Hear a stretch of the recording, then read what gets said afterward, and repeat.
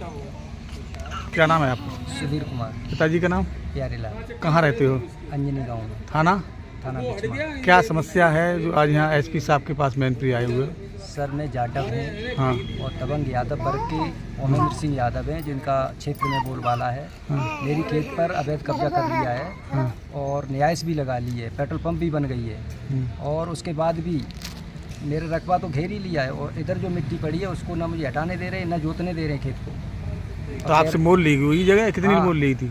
3 विषय ली थी। और लेखपाल साहब ने 1200 वर्ग मीटर लिख दी, उसमें रिपोर्ट लगा दी।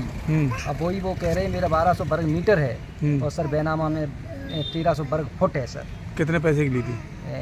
2 लाख रुपए में मुझे दिए थे। वो तो ज़बरदस्ती खैर पकड़ करके ले ली थी मेरी। लेकिन अब जब ले ली तो भाई गांव की वजह से नहीं मैं कुछ कह पाया, क्योंकि हम निबल हैं, ज़्यादा करोगे गांव छोड़ना पड़ेगा मुझे।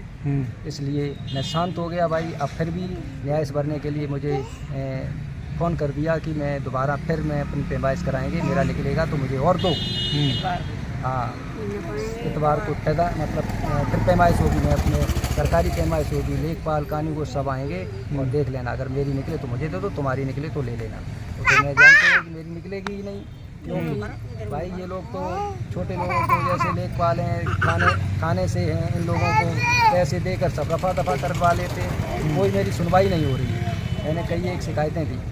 तो कब से परेशान कर रहे हैं आप? मुझे सर कम से कम 6, 7, 8 सालें हो गई हैं। मेरे पीछे पड़े हुए हैं, खेत पे जाते हैं तो मारने के लिए वहाँ पर आमादा हो जाते हैं, गाली गलौज जात सूचक गालियाँ देते हैं, क्योंकि मैं जाटव हैं।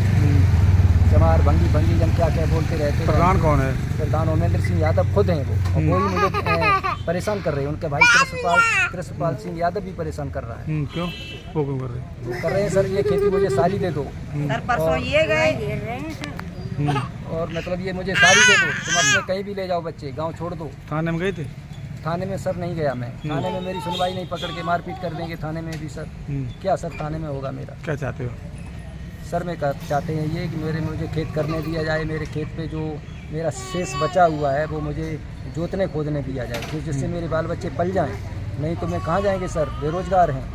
वो खेती है, आसरा है एक, जो मतलब मैं अपने बच्चों को पाल लें, लेकिन वो मुझे परेशान कर रहे हैं। खेती बोने नहीं दे रहे हैं, खेत पे पन्नी फन्नी भी उधर से डालते हैं, जिससे कूड़ा कचरा हो रहा है, वहाँ पर गंदगी फैल रही है खेत में, और ये खुद डलवाते हैं। कितनी खेती है आपकी? खेती वहाँ पर सर मेरी करीब लगभग 6 बीघा खेती। कौन सी रोड पे है? कुरावली मैनपुरी रोड पे है।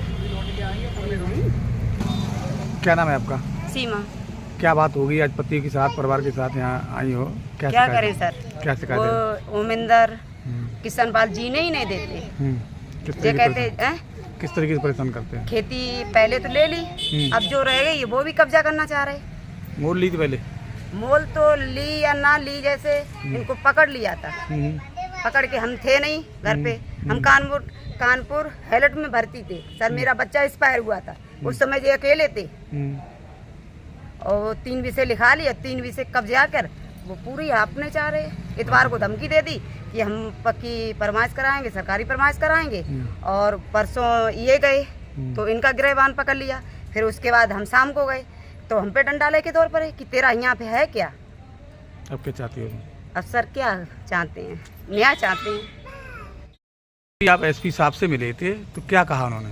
साहब ने ये कहा कि प्रार्थना पत्र तो उन्होंने ले लिया, बात सुनी मेरी, और ये कहा कि परेशान ना हो, कार्रवाई के लिए मैंने आदेश कर दिया है, थाना बिचमा को सूचित कर देंगे, उसके बाद तुम्हारे साथ कोई गलत काम नहीं होगा। सुधीर जी, आपकी समस्या का समाधान नहीं हुआ फिर भी तो क्या करेंगे आप? सर अगर यहाँ से न्याय नहीं मिला मुझे तो मैं मुख्यमंत्री साहब के पास जाएंगे। अगर वहाँ पर भी मुझे निराशा हाथ में लगी तो हम पूरा परिवार आत्महत्या के अलावा कोई चारा नहीं रहेगा। दबंगों ज़्यादा परेशान आ चुके हैं? ज़्यादा परेशान है, बहुत तंग हैं हम।